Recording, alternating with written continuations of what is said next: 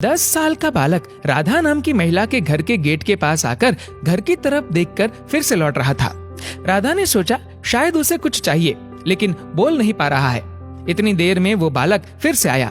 ऐसा 2-3 बार हुआ तो राधा खुद गेट पर गई और उससे पूछा, क्या बात है, क्यों बार बार देखकर जा रहा है, बता नहीं तो पुलिस को बुला लूंगी।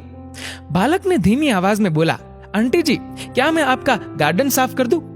राधा को लगा ये कोई चोर भी हो सकता है, क्योंकि अनजान बालक पर कैसे भरोसा कर सकते हैं। इसलिए राधा ने कहा, नहीं, हमें गार्डन साफ नहीं करवाना। इस बार बालक की आंखों में आंसू थे और वो हाथ जोड़ते हुए दयनीय स्वर में बोला, प्लीज आंटी जी, प्लीज करवा लीजिए, मैं बहुत अच्छे से साफ करूंगा।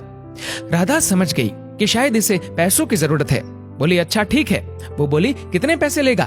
तो बालक बोला, पैसे नहीं आंटी जी, आप बस खाना दे देना। राधा बोली, ठीक है, अच्छे से काम करना। राधा ने मन ही मन सोचा, लगता है बेचारा बहुत भूखा है, पहले खाना दे देती हूँ। राधा खाना लेकर आई। बोली, ले लड़के, पहले खाना खा ले, फिर काम करना। बालक बोला, नहीं आंटी जी, पहले काम कर लूं, फिर आप खाना दे देना। ठीक है कहकर राधा अपने काम में लग गई। करीब 1 घंटे बाद आवाज आई, आंटी जी एक बार देख लीजिए सफाई अच्छे से हुई कि नहीं। राधा बोली, अरे वाह, तूने तो एकदम अच्छे से सफाई कर दी, गमले भी एकदम सही से जमा दिए। खुशी से बोली, यहाँ बैठ, मैं खाना लाती हूँ। जैसे ही राधा ने उसे खाना दिया तो बालक जेब से थैली निकालकर उसमें खाना रखने लगा। तो राधा बोली, भूखे काम किया है, अब खाना तो यहीं बैठकर खा ले, जरूरत होगी तो और दे दूंगी। बालक बोला, नहीं आंटी। राधा को लगा कुछ तो गड़बड़ है और फिर से पूछा, क्यों लड़के? बालक जवाब नहीं दे रहा था। तो राधा ने गुस्से से पूछ लिया, बता कहाँ लेकर जा रहा है ये खाना और क्यों कर रहा है ये सब, वरना तुझे अभी के अभी पुलिस के हवाले करना पड़ेगा। लगता है तू घर से भागकर आया है, बोल जवाब दे। इस पर बालक बोला, अरे आंटी जी प्लीज ऐसे मत कीजिए, मैं बताता हूँ, लेकिन आप वादा कीजिए पुलिस को नहीं बुलाएंगे।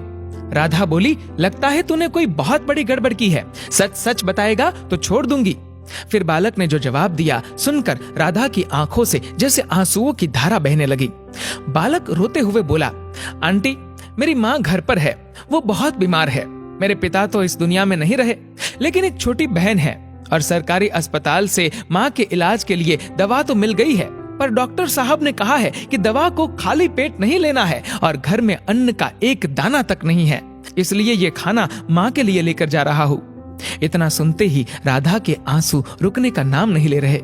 राधा ने बालक से माफी मांगी और बालक की निष्ठा और माँ के प्रति प्रेम के लिए उसे 500 रुपए दे दिए। बालक बोला, नहीं आंटी, इसकी कोई जरूरत नहीं है। राधा हंसते हुए बोली, ले ले चुपचाप, वरना अब पक्का पुलिस को बुला लूंगी। बालक 500 रुपए और खाना लेकर अपने घर की तरफ भागा। दोस्तों, कई बार हम लोगों को पहचानने में जल्दबाजी कर देते हैं। आजकल तो माता पिता को आश्रम में रख दिया जाता है, लेकिन यदि इस दुनिया में जन्म लेने वाला हर व्यक्ति इस बालक की तरह हो तो शायद विश्व में कहीं पर भी वृद्धाश्रम की जरूरत ही नहीं रहेगी।